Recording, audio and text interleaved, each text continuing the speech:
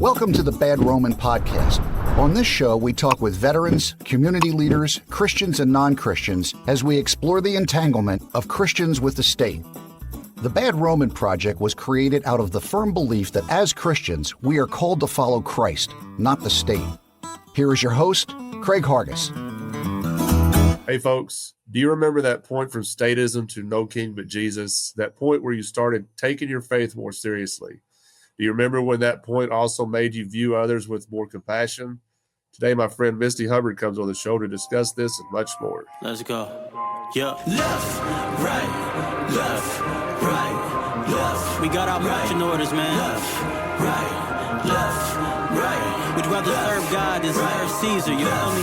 Right. I'm just trying to live what he said. I'm just trying to live. Misty, welcome to the show. Thank you, Craig. Glad to be here. So we've talked about doing this in the past. We've known each other for, I don't know, we were trying to figure that out before we started recording. We talked about the Chris Ann Hall event that we both attended. I remember you from the event, but I don't know if we did speak. We spoke very briefly, and I think we spoke while we were standing in line to pick our food up, because that's always a great time to have a conversation when everybody's hungry. Right. I haven't thought about that event in a while, but when I was thinking about it today, all it was a 2A rally, a Second Amendment rally is what it turned out to be. Now, at the time, you and I were both kind of learning some of this new stuff about the Constitution and the founding and stuff. And right. Chris Ann Hall, I can't speak for you, but she helped me out quite a bit on understanding some of this stuff. But she's also, when I think back on it, she's still very heavily into statism. I don't know if she's changed her ways since then. I haven't listened to anything in a while from her, but I do remember meeting you there.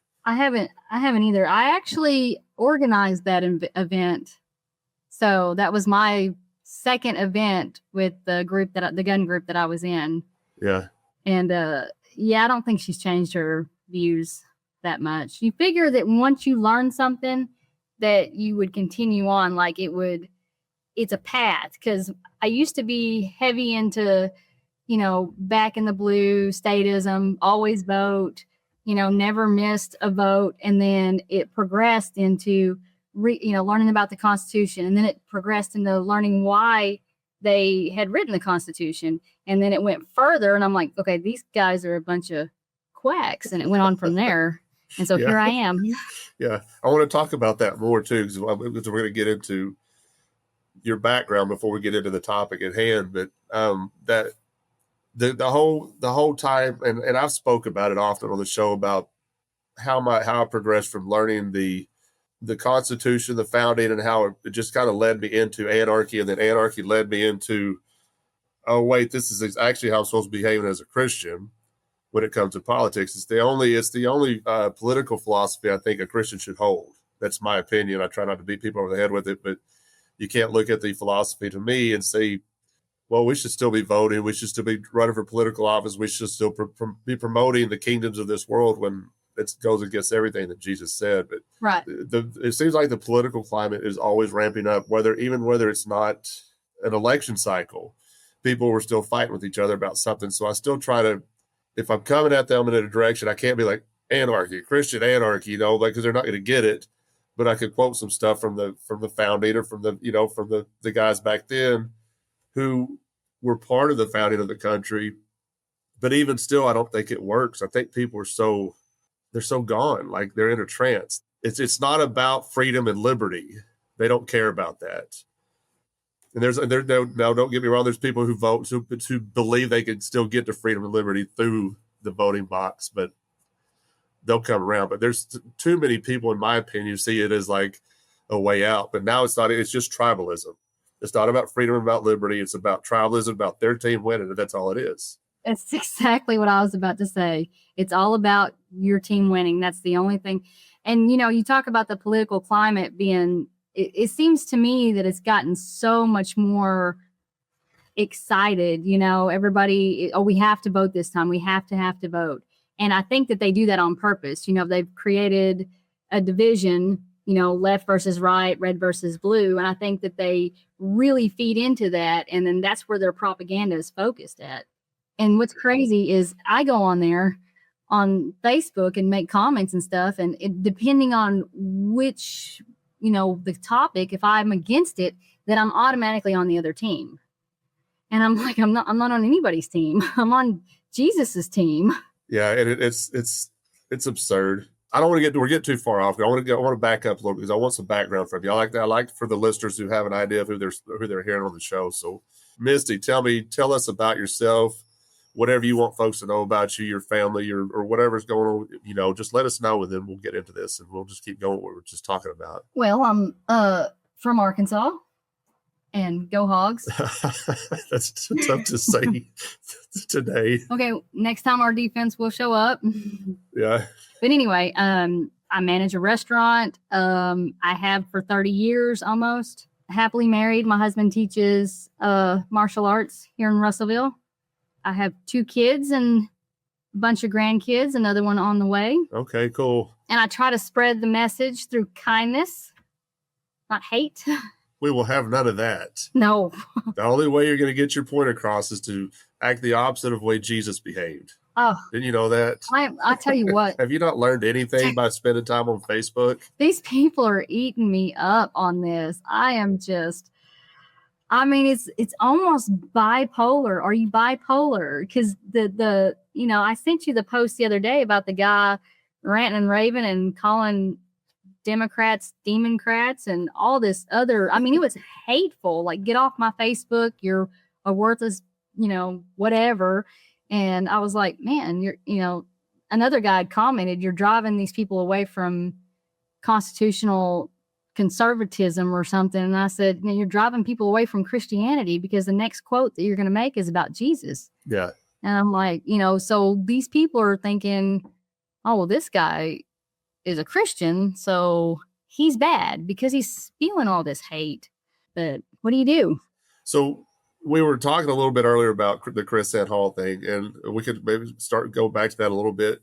And I think you're right. I was thinking about this as well, that it seemed like our timelines, and we were kind of coming at this at about the same time. You may have been getting there quicker than I had been, but it seems like it all kind of just came together at the same time. I know a lot of people who tell me the same thing. The last time they voted was 2016, and they haven't looked back. But so there was a lot of people that started thinking differently than what we used to believe. But do you remember a specific thing that happened to where you're like, okay, something's wrong here? It doesn't matter how much I study the Constitution, the founding, or how much I preach the Constitution, the founding, people still aren't listening. Do you remember it was like, you know what? This is a waste of time. Or was it like a gradual progression? It was a gradual progression. It started, I've always been active in voting, not so much active in politics, but active in voting. So 2015, 2016, and I get this from my Facebook memories where I'm like, oh my gosh, I can't believe I said that. But, if you don't vote, you can't complain. That was 2015, 2016. In 2000, end of 2000, no, the beginning of 2016, there was a incident at the place that I work at, and it was a guy carrying a gun, just, in a holster on his side. And I was in the back doing something. This lady comes up to this counter, like totally freaking out. There's a guy with a gun. There's a guy with a gun. And so I'm like, oh my gosh. And this is all the information I have. This guy has a gun. And then so I go up there and I'm like, where is he at? Is he pointed at somebody? Is he shooting? What's going on? She's like, no, it's in a holster on his side. And I was like, okay, this is Arkansas. We can do that here. And so, she's like, you guys allow that? And I was like, well, let me call my boss and find out. So I called my boss. When I came back, she was gone. So I thought, no big deal. 2 weeks later, Arkansas Democrat Gazette rolls out with this article that the woman had written saying all kinds of made up stuff that I never said. She said that I carry a gun under my apron, and I'm like, I don't even have an apron. But whatever, lady. So it's a big thing at work. So a few weeks later, the guy carrying the gun comes back in. And I tell him, I'm like, so, you caused quite a stir up in here a couple weeks ago. And I showed him the Arkansas Democrat Gazette article about him and me. And he's like, well, why don't you join our group? And I'm like, okay, what kind of group is it? It's a gun group. You know, we're Patriots of Act 746, constitutional carry. And I'm like, okay. So I went to the first meeting, and they weren't nice people that day. I mean, there was just, they just weren't nice to me. They were nice to the people that I brought, but they just ignored me like I shouldn't have been there. It was weird. Anyway, so I messaged the guys on Facebook. I'm like, hey, I want to be a part of this. You know, what do I need to do? And then so we got to talking back and forth, and he's like, well, why don't you, I don't think they took me seriously. And he's like, well, why don't you like put a meeting together? And so I put this huge meeting together in Clarksville, and it was like standing room only, like nobody else could get in there. It was huge. And and I got guns to raffle off and all this stuff to raffle off. And then so I started meeting politicians. And then I started working on campaigns trying to get these people elected. Well, once you get them elected and you're like, hey, you know, this bill is, you know, it's unconstitutional, or it's, you know, it's whatever. And they're like, well, yeah, but, you know, I need to vote for it because such and such says so. And I'm like, okay, so you're bought. Yeah. And then so the more that I started helping on these people's campaigns, and the more that I started talking to these guys, and I'm like, well, you know, I helped get these guys elected. I worked my butt off on this. And so I'm calling them. I'm like, hey, why are you voting for this? You know, this Arkansas Works things, this other stuff. Why are you voting for? And well, such and such, you know, he runs good bills. I'm like, what? That doesn't make any sense. It's a bad bill. It hurts people. So the more I started doing it, the more I realized that these people are paid for, that it's who gives money to them. I mean, even if you got lucky and elected one good guy in there, it's not the majority. You're never going to get a majority in there. The one Ron Paul of the state legislature. Right. It doesn't matter. No. Like, you know, we saw it with him in Congress. It doesn't matter how good a guy could be. They're not perfect, but it doesn't matter how good a guy they could be. They're not going to change the mafia from the inside. No. Yeah, you can't. It's impossible. But I know what you're talking about, because I had the same mentality that if you get the right constitutionalists in office and you hold them accountable for what they said they're going to do, it doesn't matter. Once they're in there, they don't care about the people that got them elected. They're beholden to the people filling their coffers. Right. And even if they're not. Yeah. Even if they're not. So you got one vote versus, 50? I mean, how's that going to help? Right. It's not. And I mean, it's a lost cause. Trying to get good people elected is a lost cause. And it's a conversation we still have today with people too. They're like, well, so you're just going to not do anything? You're not voting, you're not participating, so you're doing nothing. And I always hate that conversation, because it's, what do you mean not doing anything? Because you go to a ballot box or voting booth and stick in your vote, and then you walk away and think nothing else of it for 2 years or 4 years or however long the next election cycle is. You tell me you're doing something? No, you are increasing the authority that you're giving these people. Right. I'm taking my what's the word I'm looking for?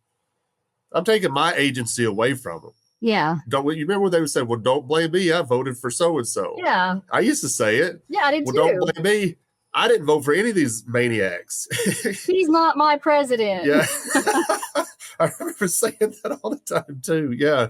I know. I remember that. I remember saying that myself. And so if you vote for somebody and they do something horribly, horribly bad, are you responsible? Because you gave them consent. Yeah. So, I mean, that really weighed heavy on my heart. I mean, big time. Yeah. If I voted for, somebody and then they turned around and did something just horrible, and I'm like, I trusted this guy. Well, I mean, I voted for neocons. Every time I voted, well, except for the last time I voted, I don't believe Darrell Castle is a neoconservative. I voted for Darrell Castle as well. That was the last presidential election I voted in. Same here. I mean, and it was, but every time before that, I voted for neoconservatives every freaking time. Same. So now that I look back on that, I've talked about on the show, I do feel responsibility for what they did, for the mass murder they committed, because we gave them the authority to do so. Well, you're getting the people are getting the paid patriotism. I mean, because the United States government spends how many millions and millions of dollars a year on making us patriotic? It's propaganda. I mean, they do the flags on race cars, national anthem, how they make a big, huge deal about not standing for the national anthem and all that stuff. Yeah. I mean, they make it a really big deal. And most of the time, nobody would care. Yeah. But everybody's making it a big deal. And they want to create that division, so we'll vote harder. Yeah. You have to vote harder. You have to, or otherwise it's not going to work. You got to hold your mouth just right when you go in there and elect the right person. You're right. Spice up your day with a taste so fine. Bad Roman salsa gonna blow your mind through the maze of politics where people can't see. Homemade salsa gonna make you feel free. No king but Christ living in your soul. Bad Roman salsa helps the podcast grow. Pick up your Bible, put the politics down. Support the show with everybody in salsa with us through this crazy ride. Bad Roman salsa and no king but Christ. BadRomanSalsa.com. BadRomanSalsa.com. Grab a jar, try a bite. Back to the show and back to Christ. So you're this group that you got invited to, you organized this big event at Clarksville, and then you helped politicians get elected, and then you realized that they weren't doing anything that they ran on. They weren't doing any of that.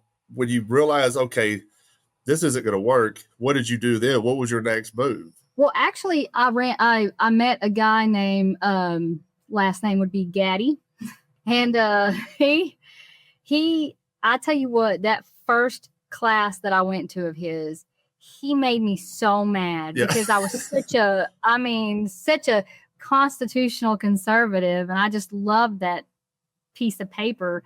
And I mean, he just I was horribly upset. And so I took notes. I feverishly took notes, and I'm like, this guy's full of crap, you know? And so I went home and I researched trying to prove him wrong.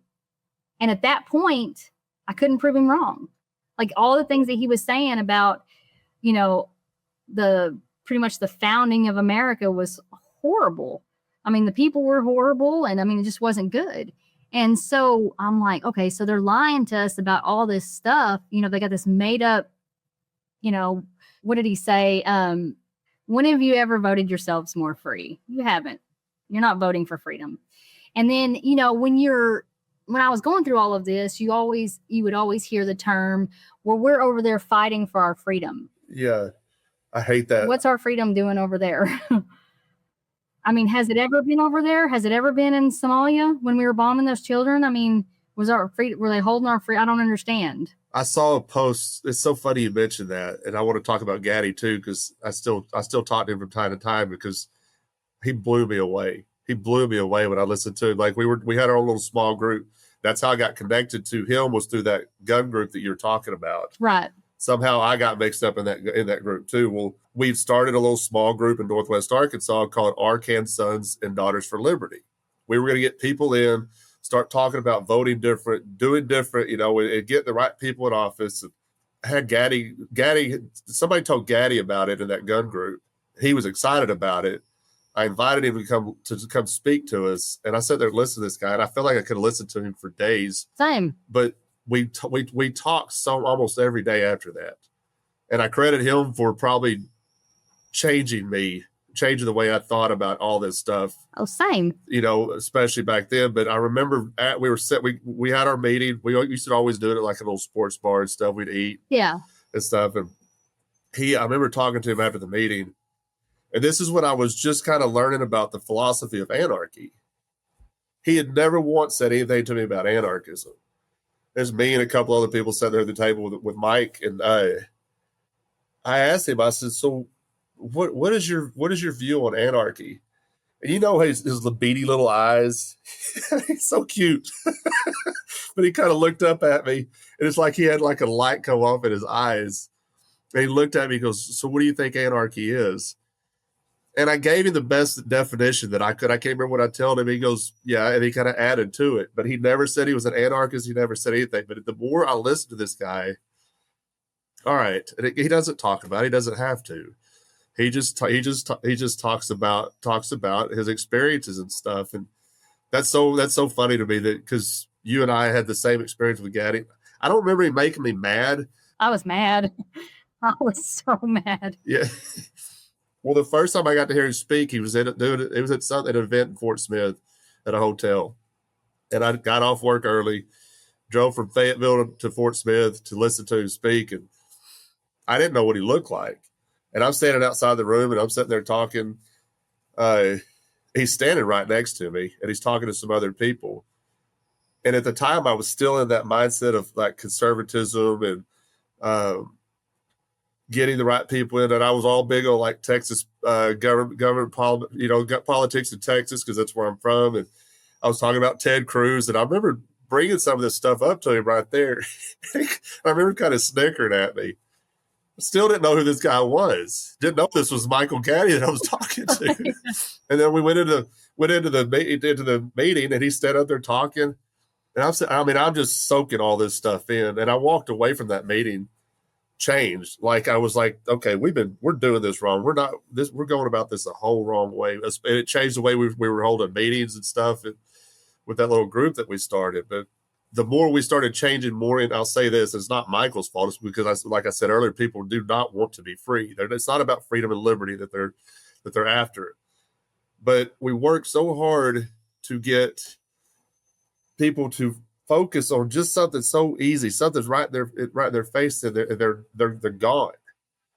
They're in a trance, and I don't understand how we get them out of that. But I also don't think it's possible to get everybody out of it. I think they're just blinded by it. Yeah. Funny you should say that. It was Gaddy, and do you know Paul Roberson? Yeah. Well, I don't know him, but I know him through Facebook. Okay. So those two are the reason why, they started me on this path, because they would argue, not so much Gaddy arguing on Facebook, but Paul Roberson arguing on Facebook with people. And he was arguing against the side that I was on. Like somebody would make a comment that sounds like something I would say, and he would argue against him. And it was making sense to me. And I was like, oh my gosh, this guy's right. And so with Gaddy, once I learned that, basically everything he said was, dead on, I told him, I'm like, we have to have classes. We have to do meetings. We have to tell people about this. I said, they need to hear it. They're going to want to hear it. And this is going to change everything.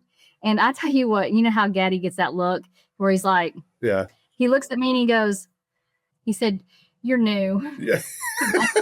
He's been doing it for so long. He's like, nobody cares. I'm like, no, they don't know this stuff. Trust me, they don't know this stuff. We'll advertise it. We'll get all these people. And he's like, you're lucky to get 10 people there. Yeah. And I tell you what, that first class I had 10 people there. And I was like, oh, man. And then the more I started trying to spread it, the more pushback I got. Yeah. Like these people didn't want to hear it. Yeah. And I'm like, but this is the truth. Here's the truth. This is the truth. And they're like, well, yeah, but it's never going to work. Or they'd come up with some excuse for why it wasn't going to work and why we shouldn't do it. Well, if you don't vote, then you're just making it worse. I'm like, well, are you going to vote for the lesser of two evils? And they're like, well, yeah, it's at least it's not that guy. Yeah. And I'm like, okay, I can't do this anymore. After knowing what I know, I can't do this anymore. I can't continue. And so it went on from there. And then after I stopped voting, then I started reading more. I started reading the Bible more. And I'm like, okay, so, Jesus was obviously an anarchist. And what he teaches is basically anarchy. Yeah. Right? So here I am. Yeah. And I've seen a lot of these discussions like you're talking about on Facebook, and I've gotten to the point where I don't know how much ground we're gaining on social media with these conversations. I've said it so much over the past year or so since I started doing farmers markets and stuff. I do better at farmers markets speaking to people face to face than I do behind a keyboard. Right. Well, that makes sense too. Now I'll go in that, you're part of that little political group too. That's just absolutely absurd. the posts in there are absolutely absurd. But I could go in there and say a few things in there and kind of, if I need to release, then I can just go back to my personal page and attend to the project and not worry about all that stuff. But Right. I've gotten now where I think a lot of my posts are just mocking people in there because they're absurd to me. The conversations are absurd. And like you said, somebody called somebody a Democrat. I don't know how many times they've called me a Democrat. I never once voted as a Democrat. I haven't either. Let alone cared for anything they had to say. But Mr. Harlow thinks that we're Democrats. So there's that. And how many times I got to tell him that I'm not? And it's like I said, I'm telling you, they're in a trance. If you're not on his team, Craig, you're on the other team. Oh yeah, that's right. You didn't know that? I don't know if he remembers the 4 years prior when Biden was in office, but it doesn't matter. So let me ask you this: when people say you're not doing anything by not participating, by not voting, what is your response to them? And also, and I'll add the other one too: you can't vote if you can't complain if you don't vote, or if you don't vote, you can't complain. I'll just put both those together. What are you saying to folks when they say that to you? Because I'm always looking for some kind of clever responses to these people. And now I've just gotten to the point where, like, I don't believe anybody who votes can complain because you're the ones that asked for every bit of this, what you're getting. And that's all I could come up with. You're condoning everything. That's basically what I tell them is you're condoning everything that they do by giving them your vote. You're giving them validity for everything that they do. So on the, I tend to say, what is it? 1 Thessalonians 5:22, abstain from all appearances of evil. Yeah. And I tell them, if you take two, and I know that people have used this before, say Stalin and Hitler. If you had to pick one, who would you vote for? So is one worse than the other? I mean, they're both evil. And Gaddy really drove it home. He said, okay, Misty, he said, because I was trying to get him to vote.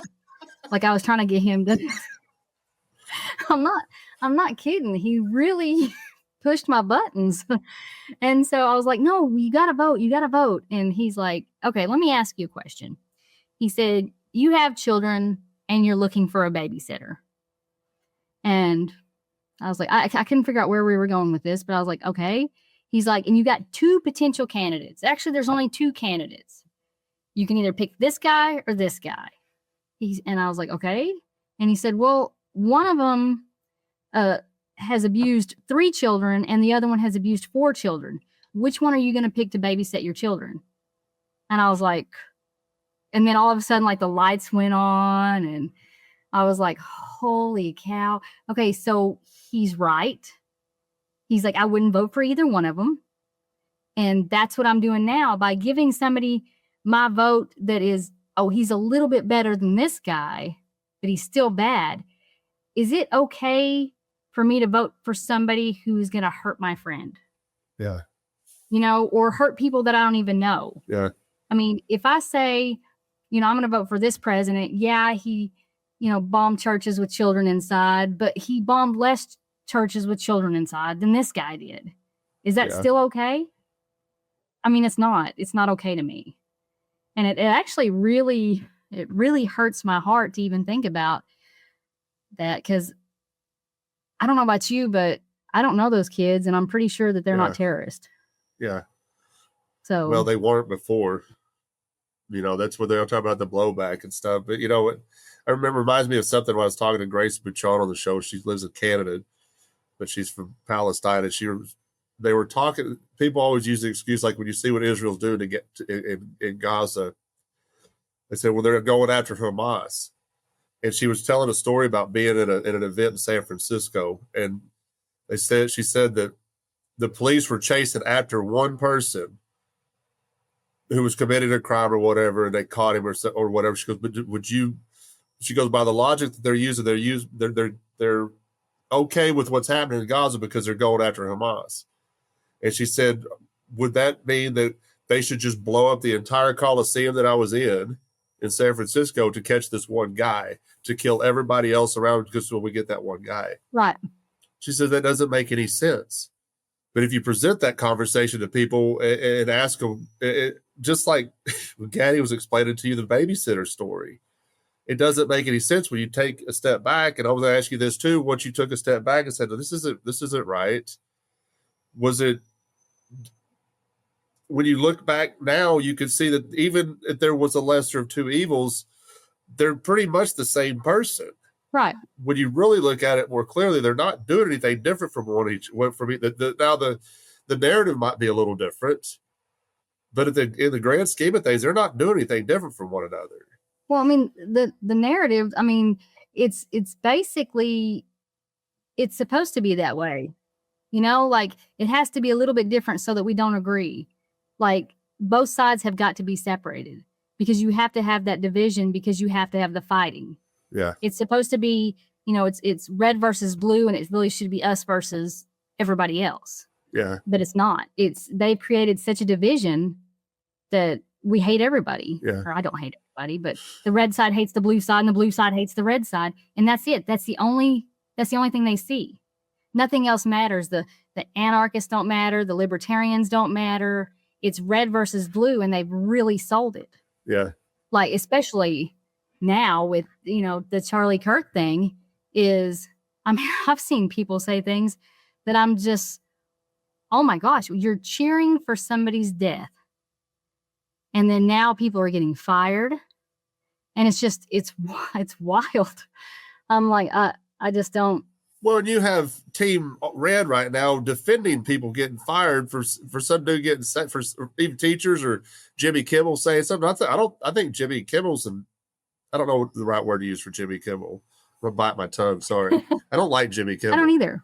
I'm not a fan. But I don't care that he says something stupid. I think I went back and listened to what he said. I don't even think it was as bad as people are making it out to be. But the whole point behind it is you can't use the government to silence people. That's not freedom. And then you got and we're recording this, like maybe a little over a week after he got killed. Has it been about a week and a half now? Right. And yeah. I knew nothing about Charlie Kirk. I'd heard the name a couple of times. The guy at work listened to him a lot, mentioned him to me. I looked him up, saw what he was doing. I didn't care. I don't care about debating college kids. Right. That's whatever. Have a ball. But I learned more about him after his death. There's some things he would say that I agreed with. There's some things that he said that I disagree with. But in no way would I want to go kill him over it. No, absolutely not. And somebody spouting the opposite of what he was saying, I still don't want him to die. You know? But you got people celebrating his death. And now you got people celebrating people losing their livelihoods for disagreeing with Charlie Kirk. Like I shared a video in our discussion group of Charlie Kirk having a conversation with this college kid. The college kid was owning Charlie Kirk. I thought he was doing it was about Christian nationalism. And I was agreeing with that guy. He wasn't going far enough for me, but Charlie Kirk was completely wrong. And I just made the post in the group, said he was wrong in what he said when he's using the word nations. And some dude came over and said, I'm trashing Charlie Kirk. He goes, I hope I got more than a week after I'm killed that people don't start trashing me. And I said, I'm not trashing anybody. You weren't. I remember this post, and no, you definitely weren't trashing him. I just said I disagreed with him. Yeah, which is totally fine. And I mean, there was a lot of things that Charlie Kirk had said that I disagreed with as well. And the nation thing was one of them. And I think I sent that to you. I sent that to you. And I was like, wait a minute, something's not making sense. And I didn't get to watch the whole thing, so I was hoping you would. Well, and you're not the only person that tagged me in it. Somebody else that disagrees with me tagged me in it because I think he thought Charlie Kirk was going to change my mind. And I said the same thing to him, and I said, no, he's using the word nations wrong in this back and forth with this kid. He's not right. He's wrong. And then the dude called me arrogant and all kinds of stuff. I said, all I said was I disagree with Charlie Kirk, and that makes me arrogant. Right. Because I don't see it the way you want me to see it, I'm arrogant. Right. That's exactly right. That's the way that they see it. I'm like, this is coming from a guy that used to claim Christian anarchy. I've had interaction with him in the past, and he doesn't like a lot of what I talk about, and that's okay. And that's fine. Yeah, that's exactly right. Yeah. And one thing about Charlie Kirk is, we take for granted that, the stuff that we were exposed to, like the stuff that we had access to. I grew up going to church. I grew up with my grandmother, talking about Jesus all the time. And she walked the walk. I mean, 100% walked the walk. I can't tell you anybody else who I would say was who tried to be more like Jesus than her. because she was kind to everybody. Yeah. You know, she didn't hate anybody. I've never heard her say a bad thing about anybody. And she was a great influence on me. And, you know, my dad was a Christian. My mom's a Christian. You know, it's my whole family. You know, I was exposed to Christianity my whole life. Some people aren't. Yeah. And especially some people going to college, you know, aren't exposed to that. Charlie Kirk did put, you know, some scripture, some Jesus into these people's lives who may have not been exposed to it otherwise, which I think is amazing. Yeah. I mean, sometimes his message was wrong, or maybe his message was right most of the time. His delivery was a little wrong sometimes. And sometimes his message was, you know, like the nation thing, for example, was a little off. Well, I'll tell you this. What I think about Charlie Kirk, I think if he had, maybe we might get a little conspiratorial here. I don't know. But I think that he was, and my producer loves it when I do this. I don't think she does, but I think we're going to do it. He seems to, if he had broke away from the Christian nationalist type thinking, like in that video, he said, I'm a Christian and I'm a nationalist, but I'm not a Christian nationalist, which didn't make any sense to me. Right. But I think if he'd have completely broke away from that and saying some of the things he was saying when it came to these topics, when it came to the Bible, I think he would have got it. He was a smart guy. Don't get me wrong. The dude was super smart. But the more his platform, and like I said, I think I told you this on the phone the other day, did not realize how big his platform was. Yeah, I didn't either. Like if you go look at like his Twitter, he's like over 7 million followers. His TikTok's over 7 million followers. You know, so he's got a platform. He started turning away from, but I was just going to say it, believing that what Israel's doing is right. I mean, that's the first thing that popped off when he got killed. People started talking about that. So I started looking more and more into it. He was changing his mind on the Israel and Gaza genocide, the genocide that Israel was committing. And he wasn't agreeing with it. It turns out that they were trying to give him more money to speak the way they wanted to speak. He wouldn't do it. He refused to do it. The next thing you know, he got shot in the neck. And it was not I'm not saying the kid didn't do it, but I don't think we know anything about the kid. But it's an awfully, you shoot guns. You tell me, do you think was that a difficult shot from 200 yards out to hit this guy in the jugular? I mean, I would think so. Yes, it would be. I don't think that kid did it. I don't think he shot him with that gun. But I mean, it's, you know, it's the narrative that they're going to go with, I guess. But, you know, it's funny as I've looked at some of the anarchy pages, how some people are just totally bashing on Charlie Kirk, but we all have to remember that we started somewhere. Yeah. And if you look at his progression, and I went back and watched some of his earlier stuff, and his progression from where he was to where he is a lot. Yeah. There's a lot of difference in there. I mean, he's always stayed solid on, you know, his faith, but once he finds out something and his viewpoint changes, you can tell. Like you said, with Israel, he started questioning, you know, the bombing of that church. He wanted an answer. And, you know, 10 years ago, he'd have been like, yeah, well, you know, that's just a casualty of war, you know. Right, yeah. We're fighting for our freedom. Same thing with me. I've been there. I've been that person. I have too. And I've progressed, and I was where he was at one time, and now I'm past him.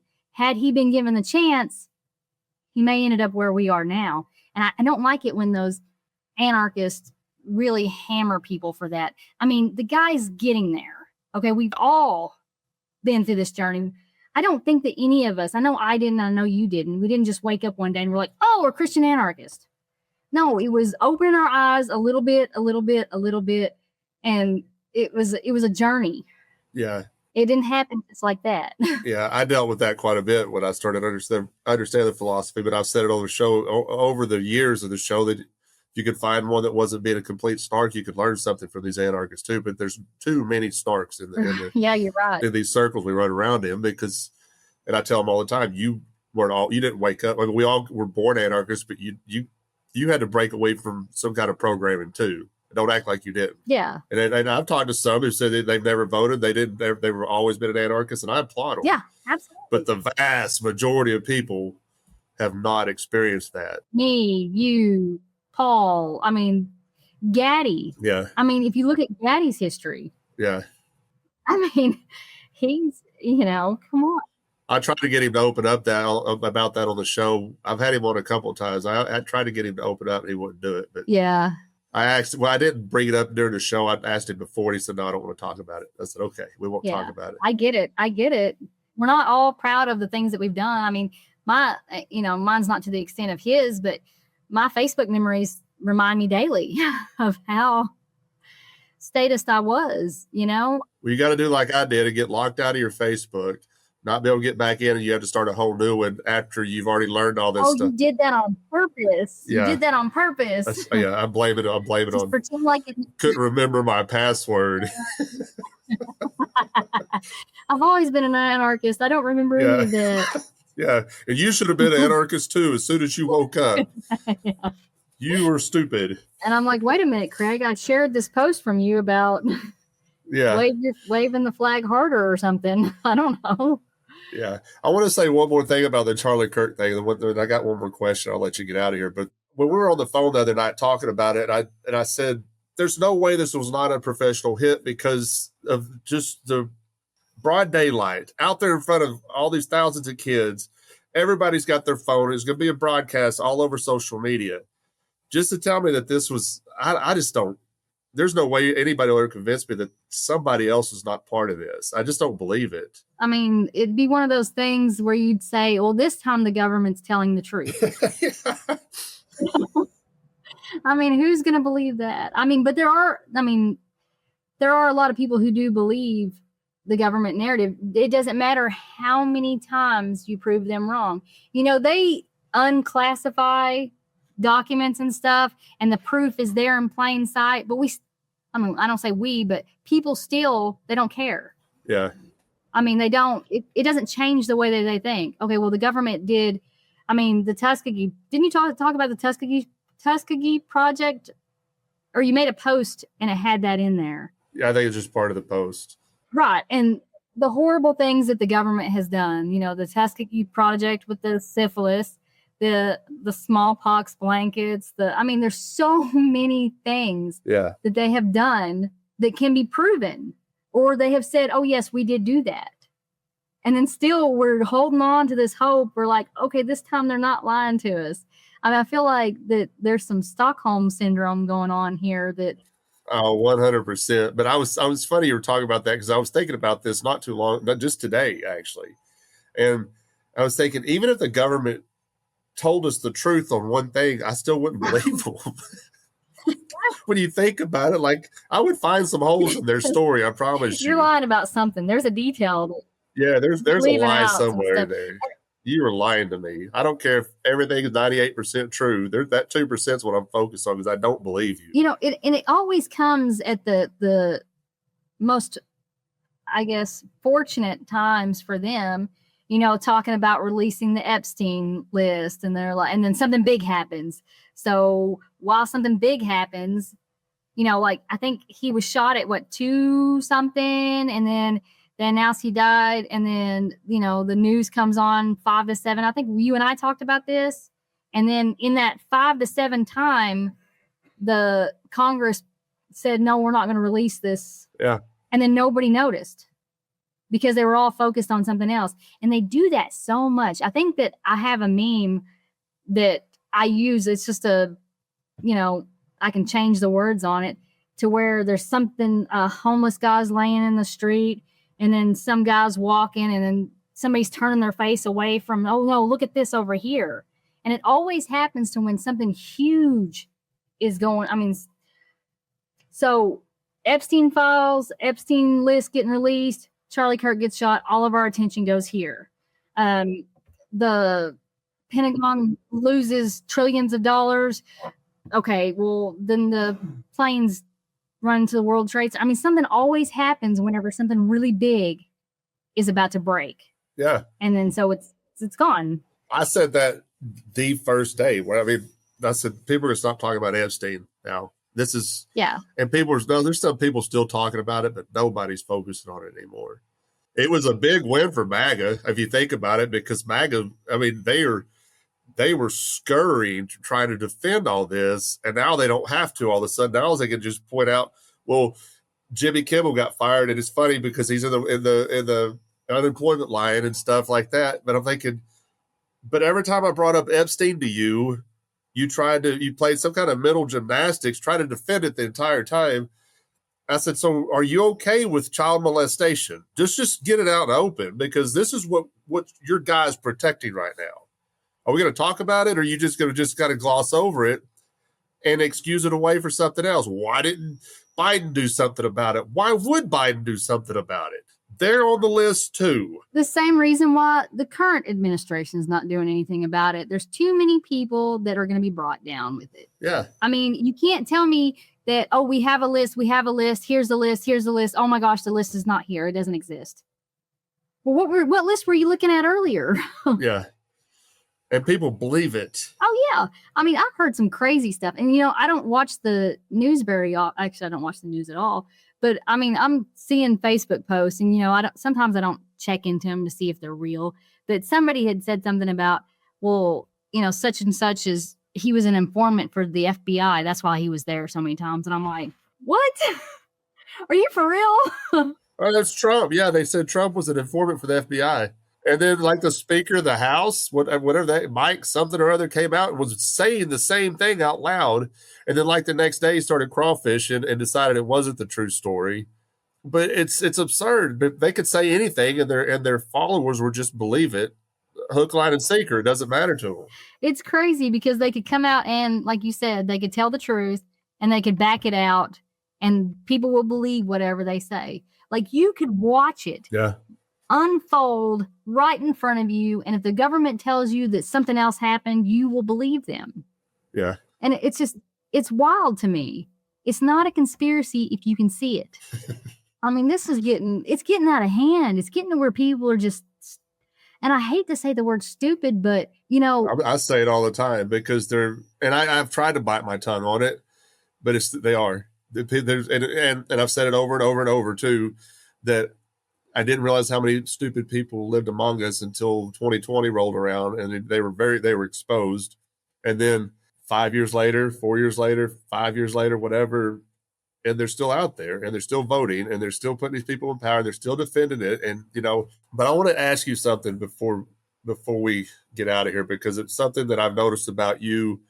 You send me a lot of these conversations you're having, send them to me. I don't know who these people are that you're talking to. I thought my timeline could be pretty bad, but yours is rough. It is bad. Your timeline is rough. You need to reset, lose your password, and start a whole new Facebook. I can't. I'm changing minds. But it's something that I've noticed about you, that you view people different. Do you view people differently now than you did when you were still not an anarchist, Christian anarchist? And because I know I do. I look at people differently than I used to.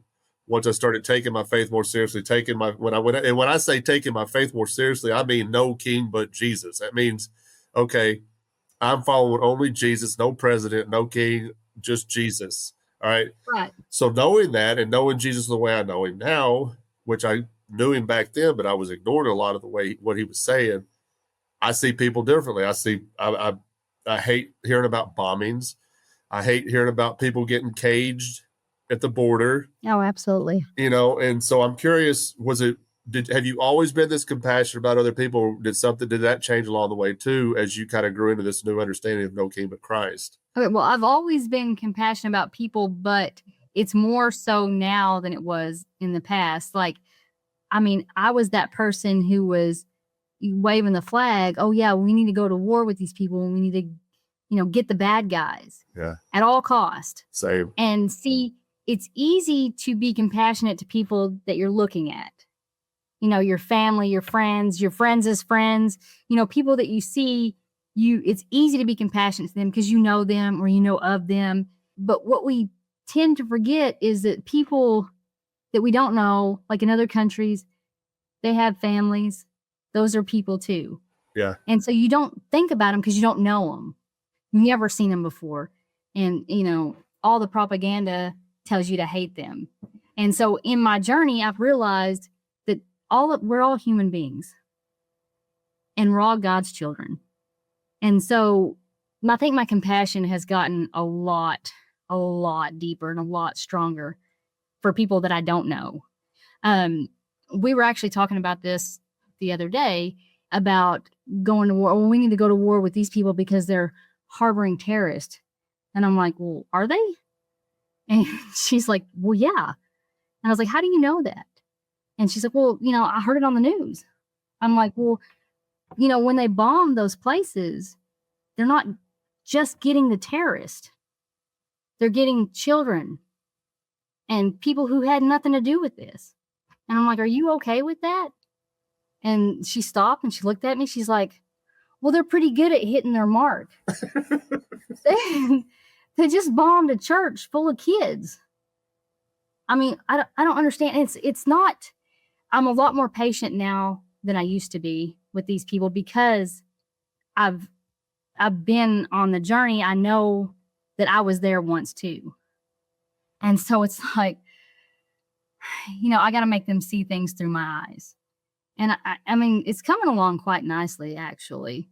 Like, it's a lot better off than, a lot better than I thought it would be.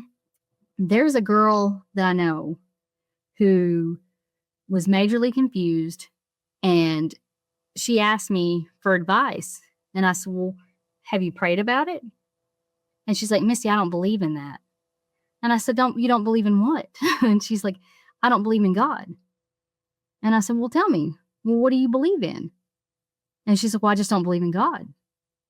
And I was like, well, then, how do you think this all happened? And she said, well, okay, well, Christians. She's like, I don't like Christians. And I said, well, you like me? And she said, well, yeah, but you're not like other Christians. And I was like, well, what do you mean?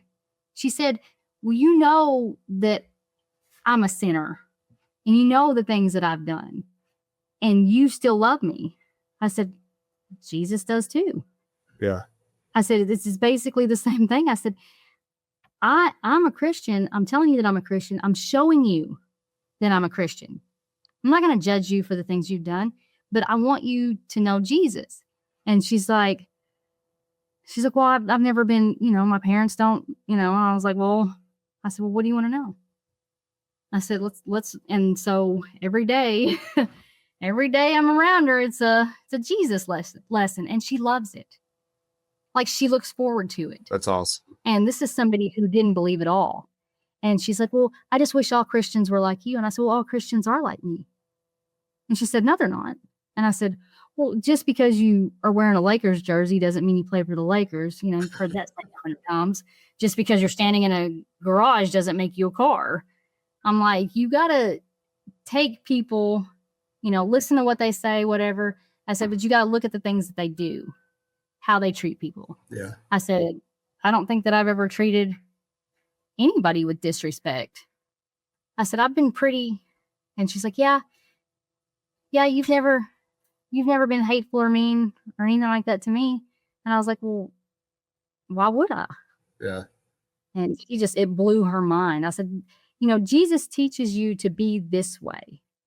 He shows you to be this way. If somebody's treating you bad, it's not because of Jesus. I promise you that. Yeah. Well, we're no more. And I'm like, okay, let's do this. That's awesome too. I love that. I've ran into so many people throughout the past 5 years who think like she did when it comes to Christians, and I'm pretty hard on the church, on Christians on this show on purpose because they don't understand that they're pushing people away from Jesus. Absolutely.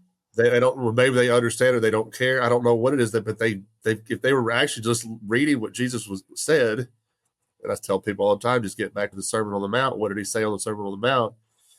That's how Christians are supposed to behave.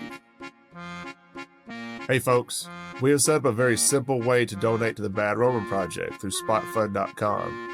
Just go to SpotFund and search No King But Christ. Just $5 or $10 a month will go a long way in helping us keep this project going and continue spreading the very basic message of No King But Christ.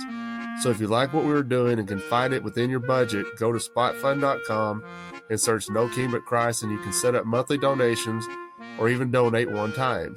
Any and all donations help more than you know, and as always, any donations above production costs will go directly to charities in Memphis, Tennessee.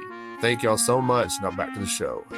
You shared something with me, and we'll end on this too. But the meme is, it says you are here and it's Trump 2024. Then it's Vance, Kirk, Trump. So JD Vance took for 8 years, and then Charlie Kirk's wife for 8 years. And then I think that's Trump's little spawn of Satan for the last 8 years. That kid creeps me out. I'm sorry. He's a little creepy. But in the post, he said, I can only hope and pray that this happens. We need every Democrat removed from office. We are a nation founded on Christian values, not the beliefs of a bunch of evil, woke, stupid, queer, tranny, delusional beliefs. And I told you a while ago, I said, your feet is rough.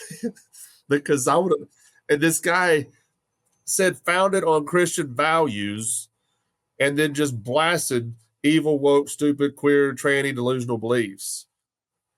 And I'd like for him to point out anywhere in the Bible that Jesus behaved this way if he's talking about founded on Christian values. What are his Christian values exactly? That's what I said. It's this type of thinking that pushes people like your friend away. Absolutely. They're like, I don't like Christians. I don't blame you. I don't like this guy either. I've never met him. But the funny thing, earlier today, he posted, I'm not going to read it word for word because there's a lot of bad words in it. Okay. So I'm going to put in different words.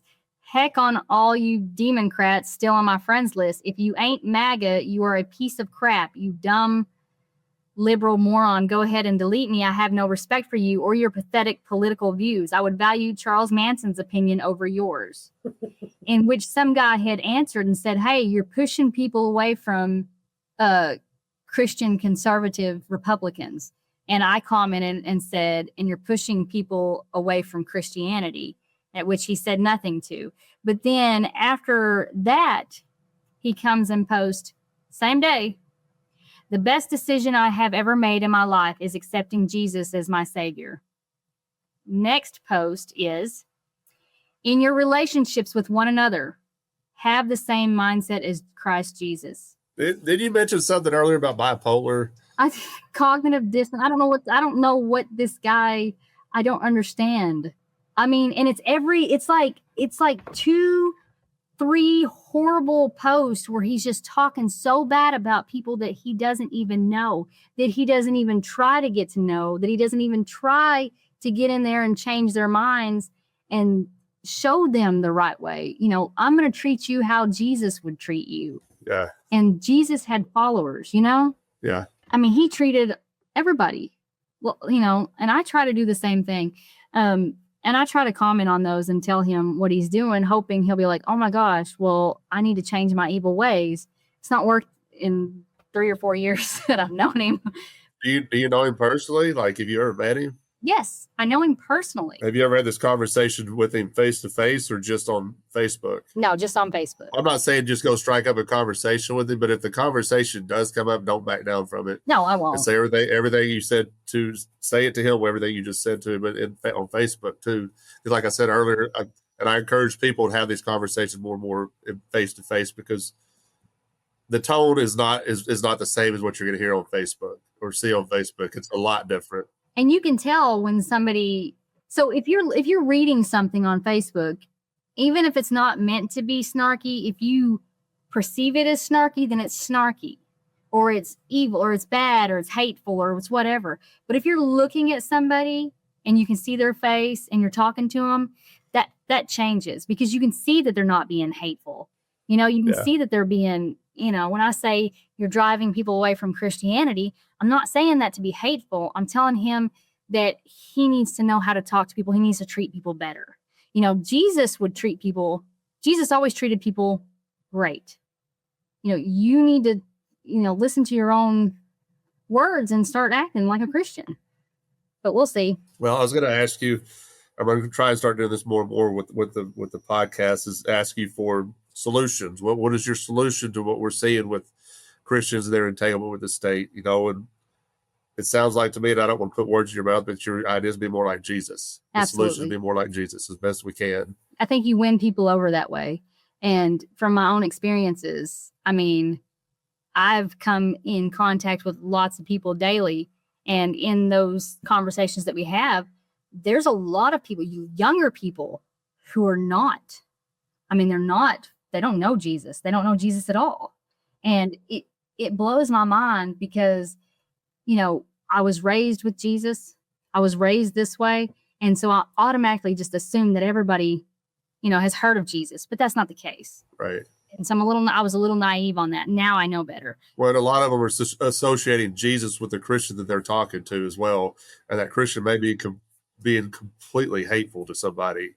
And you have to undo all of that. Yeah. You have to say, well, you know, you hate Christians. Well, do you hate me? You know, like I said before, you know, I'm a Christian. Have I ever talked bad to you? Have I ever talked down to you? Have I ever treated you anything less than a human? And, you know, the answer is no every single time. And I'm like, well, that's the way Jesus would treat you. Yeah. That's the way Jesus treats you. It's that whole golden rule thing. Yes, that's exactly right. I mean, it's fairly simple. We're not always good at it. I'm not always good at it. I'm probably one of the worst at it sometimes because I can be incredibly snarky. As can you. You as well. So I'm just going to say that. I know. And I try. But I like the way you're handling these people. And I love that you make it a point to point out, hey, you're talking about Christians, you're talking about Jesus, but then you're talking down to somebody who you may not even know, and you're driving people away from Jesus. Be more mindful of that. I want Christians to be more mindful of how people are perceiving the way they're treating other people. You know, that might not set with a lot of people who listen to the show because a lot of them are on the same mindset, but they share the show. And I want people listening to take that more seriously. Take the mindset of, well, how do I talk to this person knowing somebody else is in the audience looking at this? You have to. I think there's something in the Bible. I know there's something. I don't know what word it is, word for word, what scripture it is, but basically Jesus is talking about basically don't hinder any of these children to come unto me. And I don't think he's talking about just little babies either. No, he's talking about God's children. Yeah. So and it's not going to end good for you. You're going to be judged on this at the end. When you think about how you treated people over time, you're pushing people away from Christ by the way you're acting, the way you're treating others. You're going to be held accountable for that. And he said, don't do that. He was very clear on that. Right. And I think when you're hindering people by treating people like shit the whole time, it's going to come back. It's going to come back on you somehow. Absolutely. And you're right. They're literally pushing people away from Jesus instead of bringing them to Jesus. You remember, I say a few years ago, but it could have been longer than that because I have no concept of time. But remember that big thing that went around, the what would Jesus do? And you saw it everywhere. You saw it on bracelets. You saw it on shirts, everything. It was like huge, WWJD. Oh, yeah. And people would ask you, what does it mean? Or what would Jesus do? Yeah.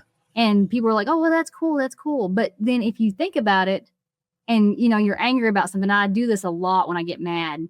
And either I write it out or I stop and I think, you know, what would Jesus do? How would Jesus handle this? You know, he definitely wouldn't call him a democrat and he wouldn't tell him, you know, to piss off or whatever it was that he said. I think people that use words like that, democrat, I don't know if when we were talking about stupid people, I don't know if they realize how stupid they sound when they say something like that. I mean, it's just dumb, especially if you're comparing one side of the state or one side of one political party as being the only demons. And all of a sudden, your side is wearing the white clean robes and walking into heaven together, holding hands. You know, when you start making up saying words like that, it makes me think of, you know, when we were 5 and we called people booger heads or something like that. You know, it's like, how can I take you serious? Yeah, anybody says it, I don't take them seriously. 5? Yeah. I had one tell me the other day. He said, he goes, "Oh, you're one of those kumbaya Christians." And I said, no, I just think the teachings of Jesus are far superior to that of the empire. You're right. And I didn't hear anything else from him.